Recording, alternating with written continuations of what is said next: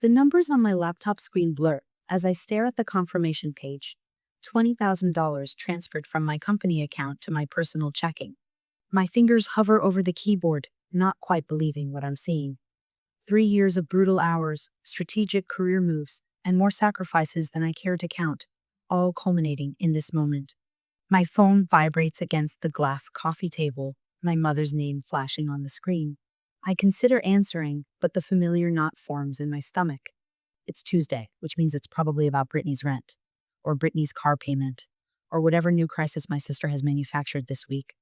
I let it ring out, focusing instead on the Italy vacation booking page I'd pulled up earlier.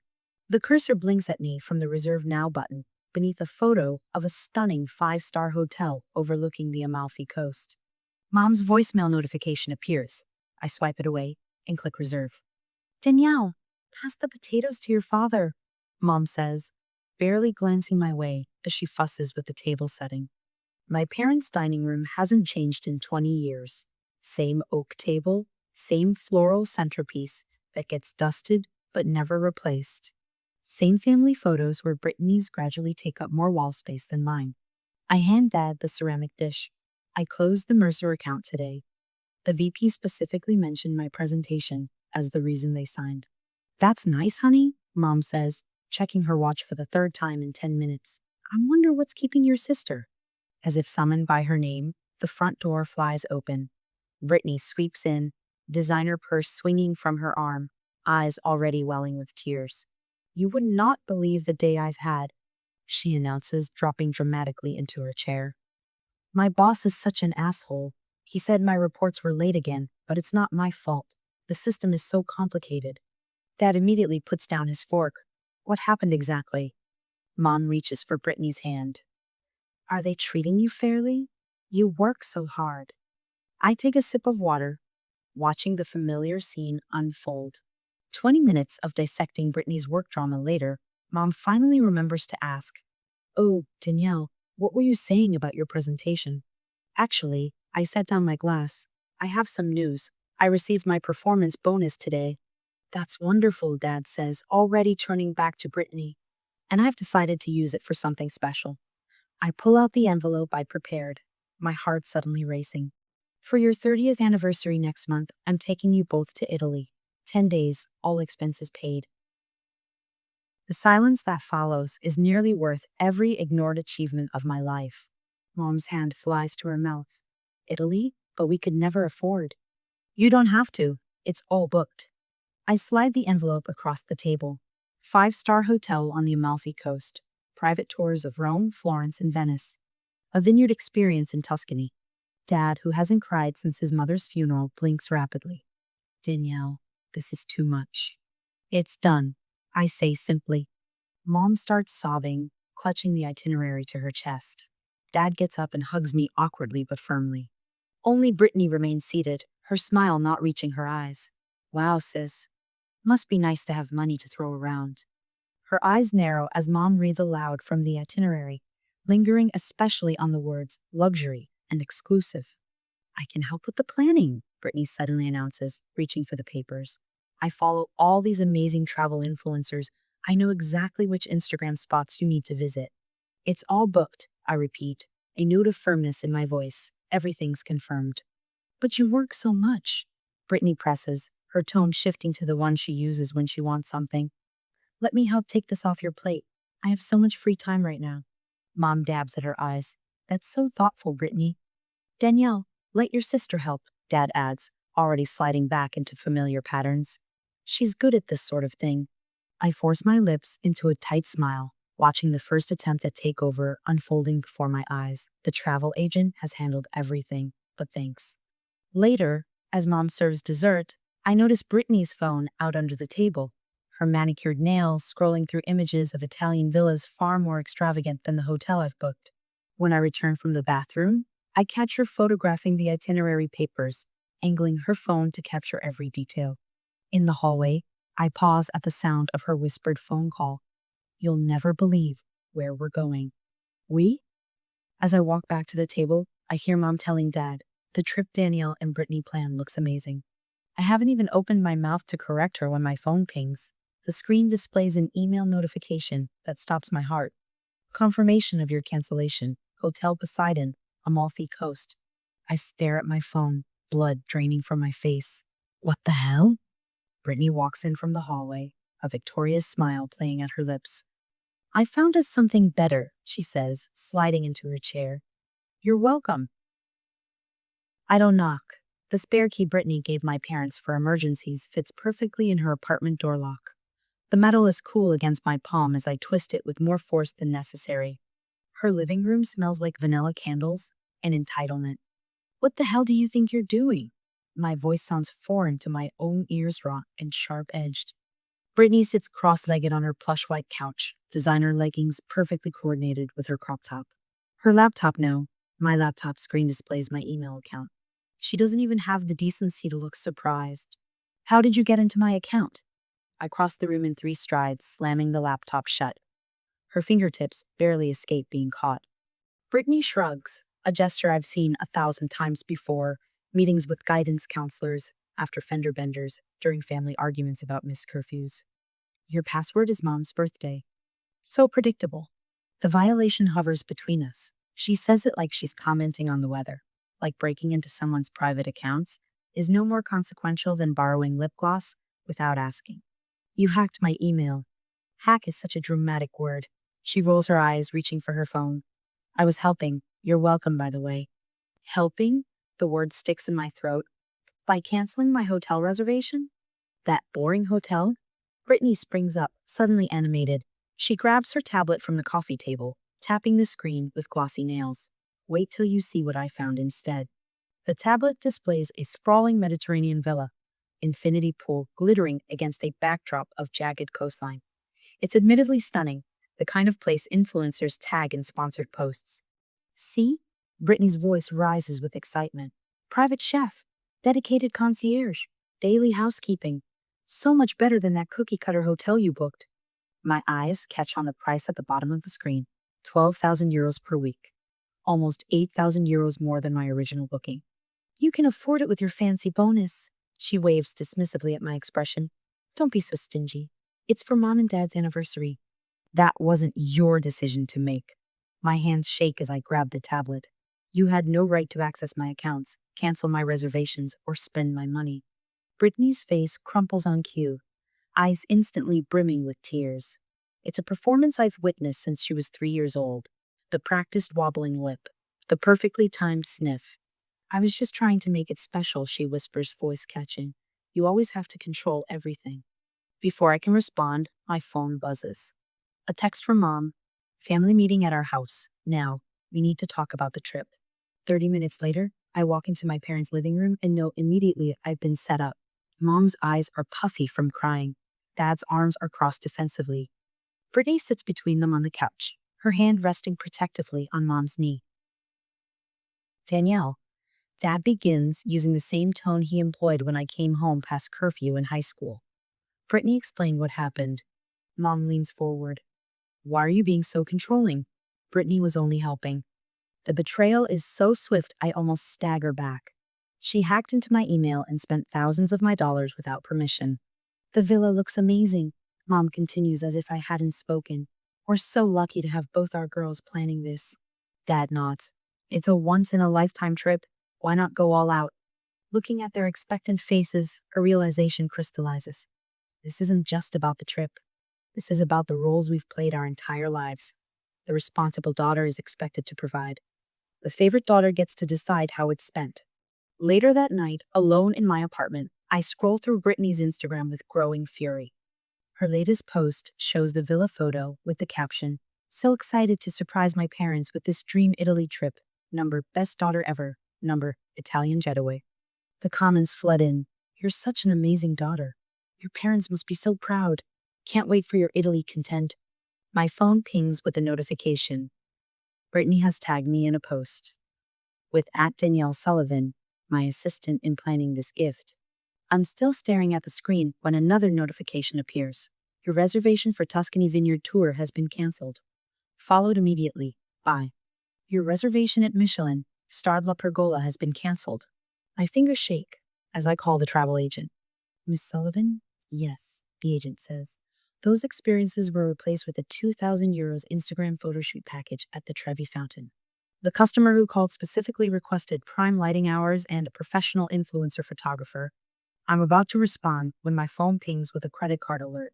Additional €5,000 charged from Milan Luxury Shopping Experiences. One more call confirms my suspicion. An exclusive shopping tour with personal stylist booked for Brittany and Mom. I sink onto my couch, the truth settling cold and heavy in my stomach. This isn't about Mom and Dad anymore, I whisper to my empty apartment. This is Brittany's vacation now. My phone pings again. The notification stops my breath. Your flight to Rome has been canceled. She wouldn't dare. But the airline representative's voice confirms what I already know. The cancellation was made 3 hours ago, Miss Sullivan. Would you like to rebook? My hands shake so violently I nearly drop the phone. A text from Brittany appears on screen. Family meeting tonight. We need to talk about your attitude. I stare at the message. A lifetime of yielding, apologizing, and accommodating flashing before my eyes. But something else rises within me. Something that's been building since I watched her photograph my itinerary. Something that hardens as I realize I'm about to be uninvited from a trip I paid for. I know something's wrong the moment I step into my parents' living room. 3 faces turn toward me with that carefully orchestrated look of concern I've seen 1,000 times before always when Brittany needs something I have. Mom's fingers twist nervously in her lap. Honey, we've been talking. Dad clears his throat, eyes darting to Brittany, then back to the floor. This trip should be stress-free for everyone. Brittany sits between them on the couch, legs crossed, designer sneakers bouncing slightly. She can't quite hide the triumph in her eyes, though she's draped her face with an expression of practiced concern. I remain standing, my body suddenly cold. What's going on? Brittany leans forward, placing her hand on Mom's knee. We think it's best if you don't come to Italy. The words hit me like a physical blow. For a moment, I can't breathe. The trip I paid for? My voice sounds distant, like it belongs to someone else. The trip that was my gift? Brittany's eyes widen with rehearsed innocence. You've been so controlling about every little detail. It's not healthy, Danny. She says my nickname like we're conspirators instead of adversaries. And let's be honest, you work so much anyway. You probably can't even relax properly. My parents shift uncomfortably on the couch, but they nod. Actually nod. Did you cancel my flight? The question comes out sharper than I intended, but the pieces are falling into place now.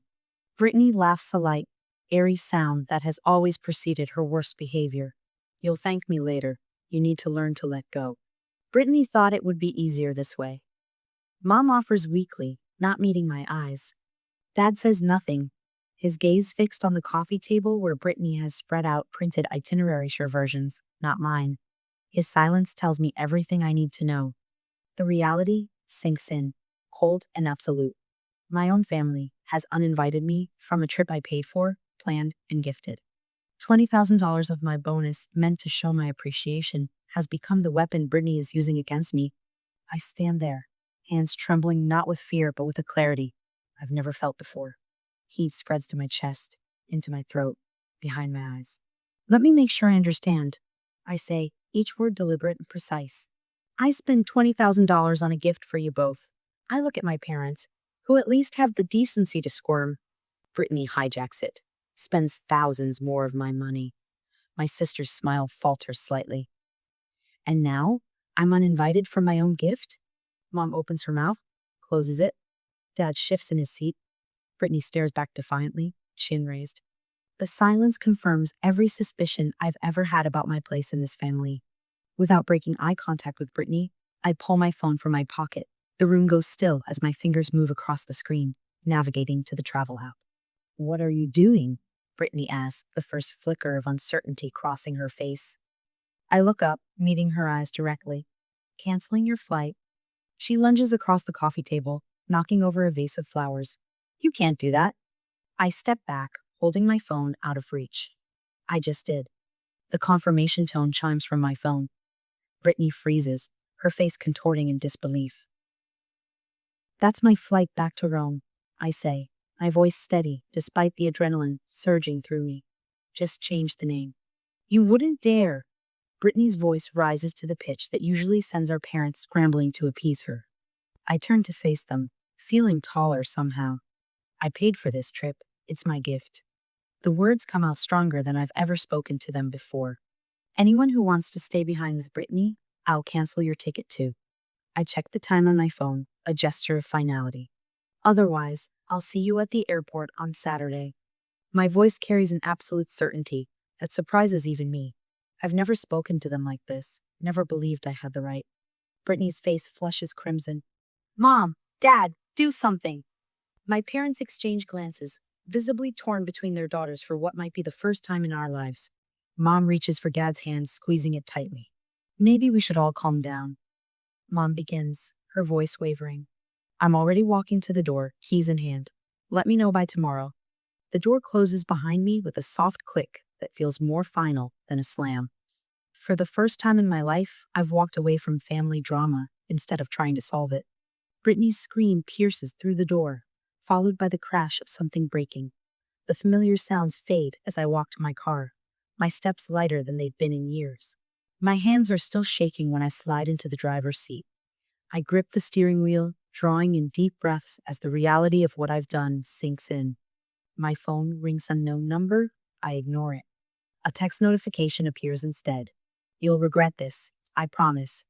I block the number, then straighten my shoulders, adjusting the rearview mirror. Looking back at me seems different, somehow eyes clearer, jaw firmer.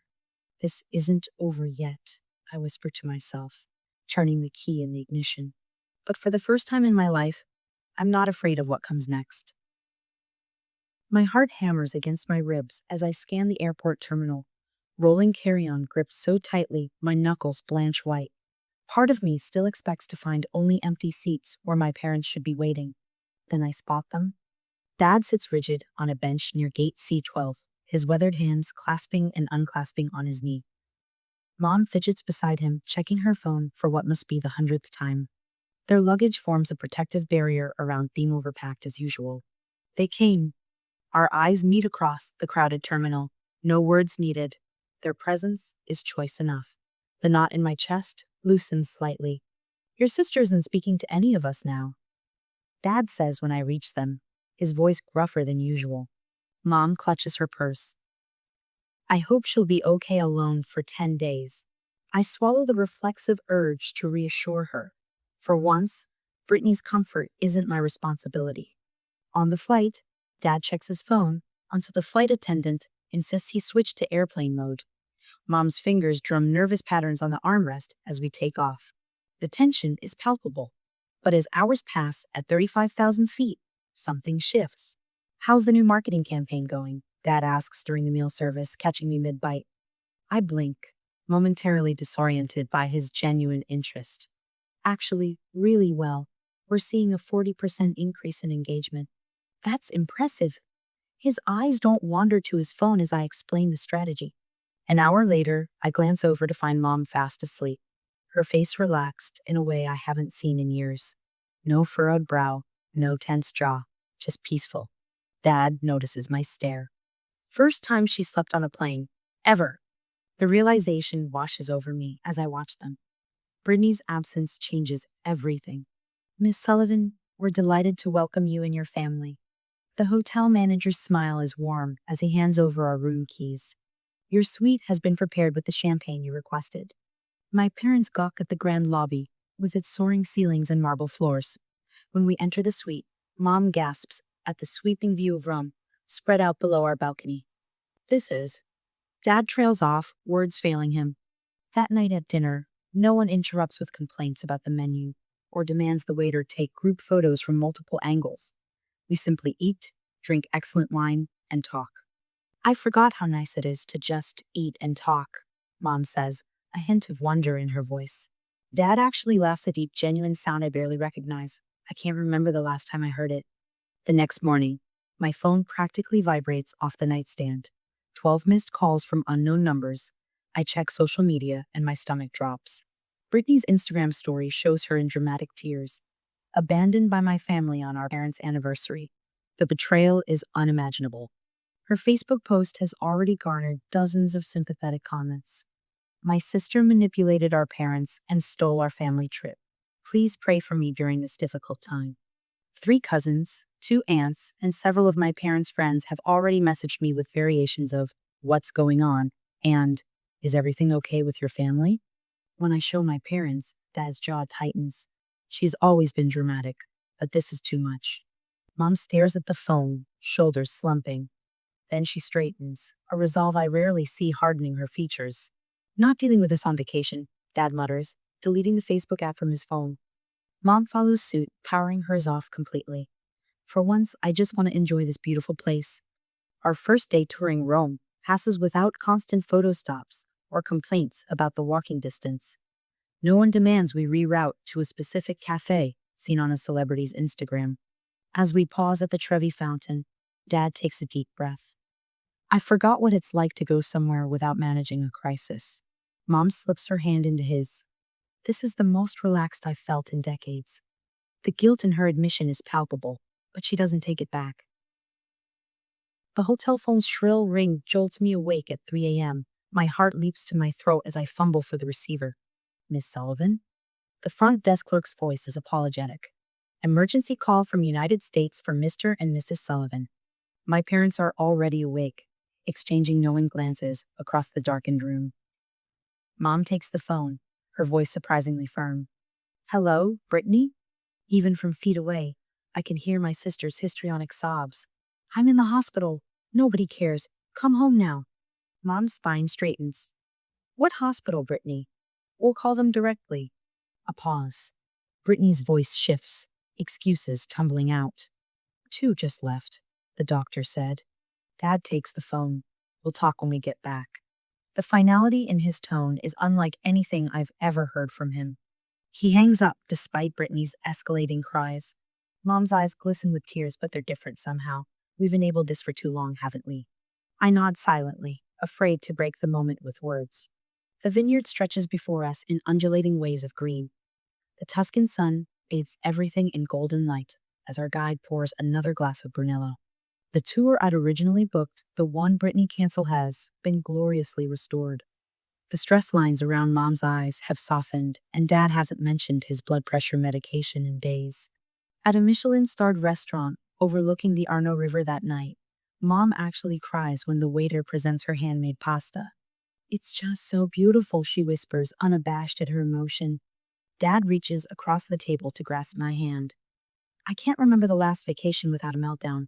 Our family photos show genuine smiles now, not the strained performative ones I'm used to seeing. I watch my parents become people I barely recognize without Brittany's shadow. On our final night in Italy, I slip out onto the balcony of our Venice hotel after my parents have gone to bed. The moonlight dances on the canal below, and for once, I feel completely at peace. My phone chimes with an email notification. My boss's name appears in my inbox. Subject line: concerning behavior and professional misconduct. My heart stops as I open it. "We need to discuss the inappropriate messages sent from your account to several key clients last week." I grip the balcony railing, the cool night air suddenly insufficient. The vacation might be ending, but Brittany's revenge is evidently just beginning. I rush through the revolving doors of Sullivan Tech Monday morning, caffeine barely touching the jet lag that clings to me like a shadow. The fluorescent lights feel too bright after 10 days of Italian sunshine. Something's off. Conversations halt as I pass. Eyes dart away when I look up. "Good morning," I say to Melissa, my assistant. Her smile stretches too thin across her face. "Welcome back." She shuffles papers on her desk. "Ted wants to see you, right away." My stomach drops. Ted never wants to see anyone right away unless quarterly numbers are tanking or someone's getting fired. The walk to his office feels endless. Dana from HR stands outside his door, clipboard clutched to her chest like armor. My pulse quickens. "Danielle," Ted gestures to the chair across from his desk. "We need to discuss the emails sent to clients last week." Dana places a stack of printouts in front of me, my name and company signature block at the bottom of each one. The words above them are nothing I would ever write. "I'm so over this project. If you want to pay these ridiculous rates, whatever. Can't meet this week. Family drama, you know how it is. Not my problem if your deadline slips. Maybe if your team actually knew what they were doing, we wouldn't be in this mess." My fingers go numb. I didn't write these. Ted leans forward. They came from your account. I was in Italy. I didn't access work email at all. You approved the complete disconnect. My voice sounds calmer than I feel. Dana slides another paper across the desk. It pulled the access logs. These messages were sent from your account, but from an unrecognized device. I scan the document, the critical information jumping out at me. Login location, me parents' home IP address. Timestamp exactly when I was on a private boat tour of Venice. Ted's expression softens slightly. Someone accessed your work account without authorization. The pieces click together with sickening clarity. Brittany, my work laptop, the backup one I keep at my parents' house for emergencies. She'd been in my email before. Of course she'd try again. We can request security footage from the building, I say. Visitor logs. 2 hours later, I stare at the grainy image on the security team's monitor. Brittany smiling brightly at the front desk, receiving a visitor badge. Timestamp. Last Tuesday, 2:14 p.m. We found this too, says Marcus from IT. Key logging software installed on your backup laptop. Fairly sophisticated. Captures everything: passwords, account details, the works. Dana's voice is firm. We've documented this as identity theft. This is criminal, Danielle. The word hangs in the air. Criminal. My sister. The golden child. I drive home in a daze, mind racing with implications. My apartment door is unlocked. I freeze, then push it open slowly, hand hovering over my phone, ready to dial 911. Brittany sits on my couch. A mascara streak down her face. I haven't seen her since Italy. She looks smaller somehow. Her designer outfit wrinkled like she's been wearing it for days. They're saying I could be arrested. Her voice cracks. You have to tell them it was a misunderstanding. I set my bag down carefully, keeping the kitchen island between us. It was identity theft and corporate sabotage. Don't be so dramatic. She flicks her hand dismissively, but I catch the tremor in her fingers. I was just checking your email. How was I supposed to know it would be such a big deal? You sent messages to our biggest clients pretending to be me. You weren't responding to my texts. What was I supposed to do? Get out of my apartment. Now. She stands, switching tactics. Tears flow on command. Danielle, please. I could go to jail. Is that what you want? Your own sister in jail? A knock at the door interrupts her performance. My parents stand in the hallway, faces drawn with worry. Dad steps in first, Mom hovering behind him. We got your message, Dad says. Both of you need to calm down and... She's trying to have me arrested, Brittany shrieks, performance escalating instantly to 11. After everything I've done for this family. What have you done exactly? The words escape before I can stop them. Besides, take and take and take. Brittany's mask slips. Her face contorts with naked rage. You've always had everything handed to you. I deserve what you have. Mom gasps. Brittany, that's not... Mom and Dad always loved you more. This was supposed to be my trip. Spittle flies from Brittany's mouth. Everyone was happier when you weren't around. I watch my parents' faces as they hear the unfiltered truth for the first time. The shock, the disbelief, the slow, dawning recognition. Brittany lunges toward me, hand raised.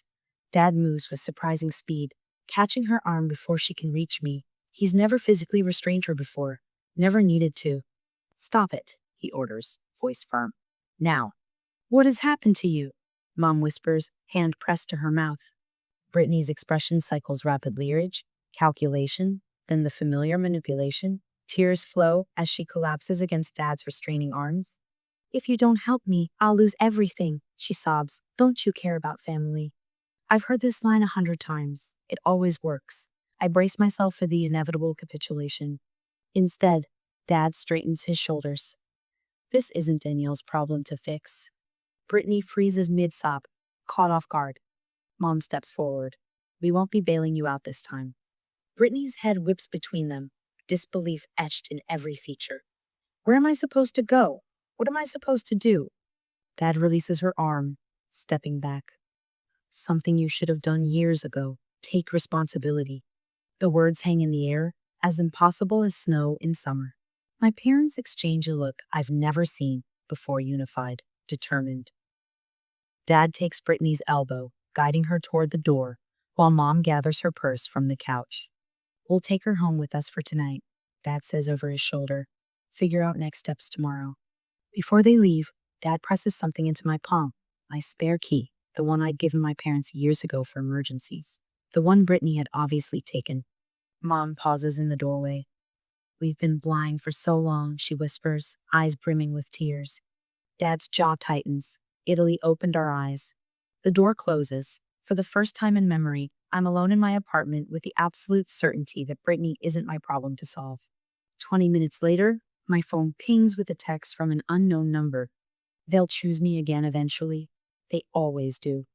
And then, this isn't over. Family is forever, sis. I set the phone down on the coffee table, neither blocking the number nor responding. The silence of my apartment wraps around me like a blanket. What happens next? I whisper to the empty room. Sunlight streams through the windows of my apartment, casting warm rectangles across the hardwood floor. 3 months have passed since the door closed behind my parents, with Brittany on the other side of our lives. The silence that followed wasn't emptiness, it was peace. More coffee? Mom asks, holding the carafe over my cup. Her smile reaches her eyes now. Something I'd forgotten was possible. Please. I push my mug toward her. Sunday brunch has become our ritual. Something simple, yet unimaginable. 6 months ago. Dad folds the newspaper he's been reading. Your sisters joined some wellness company, he says, his voice steady when mentioning Brittany. No tension ripples through the room. Selling supplements on Facebook.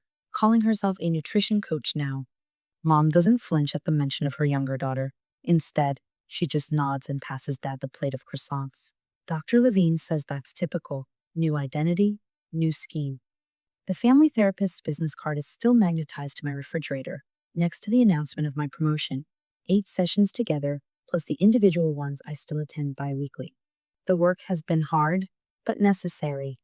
On my credenza sits a framed photo from Christmas, just the 3 of us in matching pajamas, looking slightly awkward but genuinely happy. No dramatic entrances, no tearful scenes, no walking on eggshells. Dad's blood pressure medication has been reduced, and the constant crease between his eyebrows has softened. I signed up for that watercolor class at the community center, Mom says, buttering her toast. The one I've been talking about for years. I'm about to respond when Mom's phone rings. She checks the screen, unknown number, and her eyes meet Dad's, then mine. We all know before she answers. Hello? Mom's voice is neutral as she puts the call on speaker. Mom? Brittany's voice sounds weak, fragile. The doctor's found something. I need to come home. The familiar script begins to play, but this time nobody rushes to panic stations. Mom's hand doesn't tremble as she asks, which hospital? We'll call them directly. A pause. They're running more tests next week. Brittany stammers. But I need to come home now. The stresses. Dad reaches for the phone. When you have actual medical documentation, call us. He ends the call, despite Brittany's rising pitch on the other end. Mom doesn't cry. She simply nods with the certainty of someone who's finally seen the truth. She'll try again with something new. She always does. My work therapist says these patterns can continue for years. I say, pouring more coffee. It's not about the content of the crisis, it's about maintaining control. Dad sighs. The support group I joined for parents of, well, manipulative adult children, they say the same thing. Mom reaches into her tote bag and pulls out a book with a dog-eared cover. Boundaries? When to say yes? How to say no?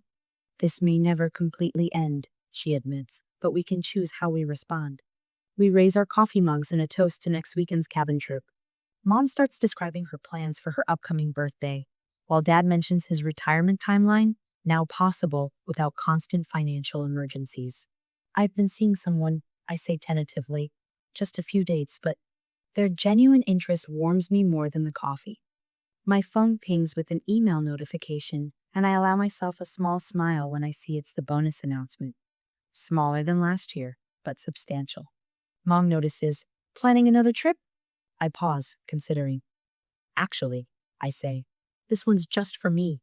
The delight in their eyes at my answer is worth more than any bonus. 2 weeks later, I settle into my window seat as the plane climbs through clouds. My phone lights up with a notification. A new Instagram account is following me, Brittany Healer, wellness coach and healing specialist. My thumb hovers over the block button for a moment. Instead, I simply close the app and turn off my phone. I slide on my headphones as the plane banks toward my chosen destination, unburdened and finally free.